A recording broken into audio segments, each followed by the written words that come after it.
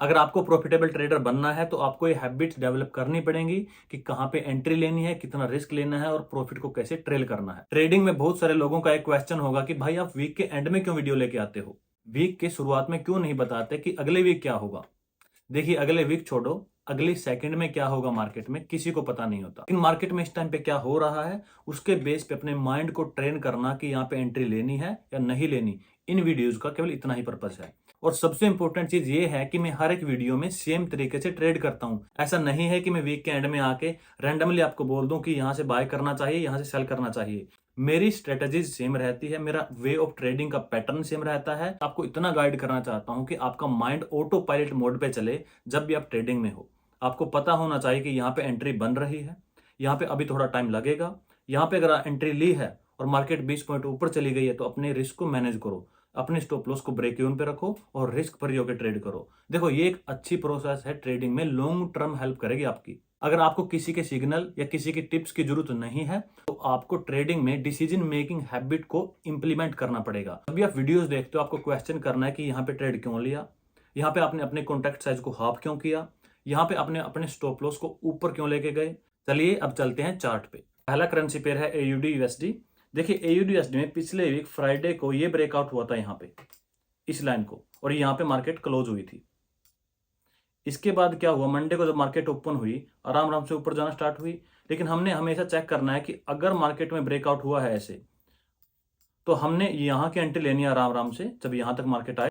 अब यहाँ पे इंपॉर्टेंट पॉइंट यह है, यहाँ पे देखिए, यहाँ पे इसके अंदर इनसाइड बार है, एक इनसाइड बार बोलते हैं जब एक कैंडल दूसरी कैंडल के अंदर फिट हो जाए।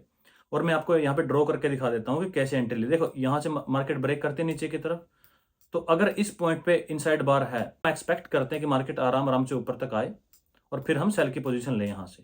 तो एग्जैक्ट सेम चीज हुई है यहाँ पे। मैं जूम करके दिखा देता हूँ आपको। जो दो रेड कैंडल्स के बीच में ये ग्रीन कैंडल है, इसको बोलते हैं इनसाइड बार। और इनसाइड बार के बिल्कुल बॉटम के ऊपर हमने एंट्री लेनी है। यहाँ पे अपने स्टॉप लॉस को रखना है 18 पॉइंट, और यहाँ पे हमको प्रॉफिट हुआ था ऑलमोस्ट 72 पॉइंट का, मतलब 1:4 का। और मैं आपको ये एक चीज और बता दूं कि this setup is one of my favourite setup, because इसकी जो विनिंग प्रोबेबिलिटी है वो काफी हाई है। हम यहाँ पे एग्जिट हो गए थे ट्रेड से 1:4 का अपना प्रॉफिट लेके। उसके बाद मार्केट ऊपर जाना स्टार्ट हुई दोबारा। अब देख सकते हो, इसको बोलते हैं हम असेंडिंग ऑर्डर। अगर मार्केट आराम आराम से ऊपर जा रही है, इसका मतलब ये है कि ऊपर की साइड मार्केट का मोमेंटम जो है कम हो गया है। और जैसे ही इस ब्रेकआउट के पास मार्केट आई, आप दोबारा फिर 18 पॉइंट का स्टॉप लॉस लगा के सेल कर सकते हो। तो जैसे इस ब्रेकआउट के सामने मार्केट आई आराम आराम से, तो यहाँ पे हमने 18 पॉइंट का स्टॉप लॉस लगा के ऊपर की साइड सेल किया था, जिसमें मुझको 1:1 का ट्रेड मिला था। अब मैं आपको इसका एक और इंटरेस्टिंग पॉइंट बता देता हूँ। जब आप डेली के चार्ट पे जाओगे AUD USD में, तो आप एक चीज नोटिस करोगे कि मार्केट यहाँ से ऊपर की साइड गई थी, ऊपर का ट्रेंड बना हुआ था। उसके बाद देखो थोड़ी देर ये रेंज में रही, डेली की रेंज में। उसके बाद ये जो ब्रेकआउट हुआ है अभी लास्ट वीक, तो ये 5 महीने के बाद का सबसे लो है। अगला करेंसी पेयर है यूरो USD।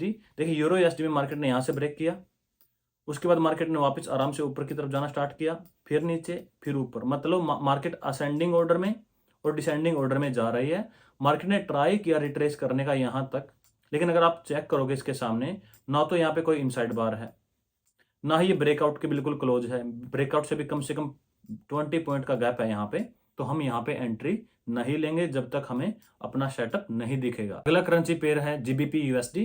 देखिए, GBP USD में भी बिल्कुल सेम कंडीशन थी। अगर आप मार्केट चेक करोगे, यहां से लेके यहां तक है, देखो 1 पॉइंट, 2 पॉइंट, 3 पॉइंट, मार्केट ना ऊपर की साइड ब्रेक कर रही है और ना ही नीचे की साइड।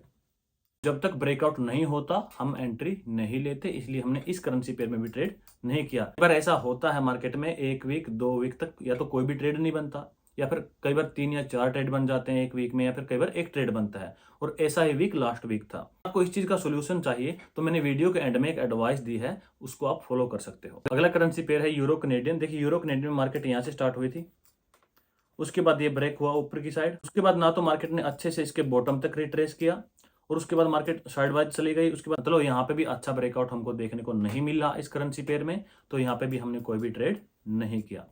आप शौक हो जाओगे, केवल AUD USD को छोड़ के किसी भी दूसरी करेंसी में एक भी एंट्री अच्छी नहीं थी। अगला करेंसी पेयर है यूरो JPY। मार्केट यहां से नीचे गई और उसी पॉइंट पे दोबारा ट्यूसडे को आई। उसके बाद मार्केट देखो ऊपर की तरफ जरूर जा रही है, लेकिन यहाँ पे देखो ये भी वीक, ये वीक, और मार्केट असेंडिंग ऑर्डर में है। इसके बाद जब ब्रेकआउट हुआ, वापस यहाँ से ब्रेकआउट हुआ था, मार्केट वापस फिर उसी पॉइंट पे चली गई। मतलब अगर आप यहाँ पे बाय करोगे, सेल करोगे, दोनों ही कंडीशन में आपका स्टॉप लॉस हिट होगा। अगला करेंसी पेयर है यूएसडी जेपीवाई। यूएसडी जेपीवाई में सबसे इंपॉर्टेंट चीज ये है कि यहाँ पे 26 अप्रैल मतलब फ्राइडे को बैंक ऑफ जापान की मीटिंग है और इंटरेस्ट रेट का डिसीजन आना है। देखिए मार्केट इस रेंज में है और मार्केट ने 1, 2, 3 और 4 टाइम पे एक ही जगह पे आके जबरदस्त वाली वीक दी है। अब देख लीजिए डेली की सपोर्ट एंड रेजिस्टेंस को रिस्पेक्ट करते हुए मार्केट उसी साइड मूव करेगी जिस साइड डेली का चार्ट जा रहा है। अगला करेंसी पेयर है यूएसडी कनेडियन। देखिए मैंने पिछली वीडियो में भी रिकमेंड किया है कि अगर आप न्यू ट्रेडर हो फॉरेक्स मार्केट में तो कनेडियन पेयर को ट्रेड मत कीजिए। ऊपर की साइड और नीचे की साइड भी काफी बड़ी होती हैं, मतलब अगर आप बाय करोगे या फिर सेल करोगे, दोनों ही कंडीशन में आपका स्टॉप लॉस हिट होने का चांसेस ज्यादा रहता है। ना कोई ब्रेकआउट, केवल और केवल स्टॉप हंटिंग। अगर आपको लग रहा है कि पिछले 1 वीक 2 वीक से आपका ट्रेड नहीं बन रहा, तो यहाँ पे जरूरी ये है कि आप और मार्केट्स को एक्सप्लोर करो।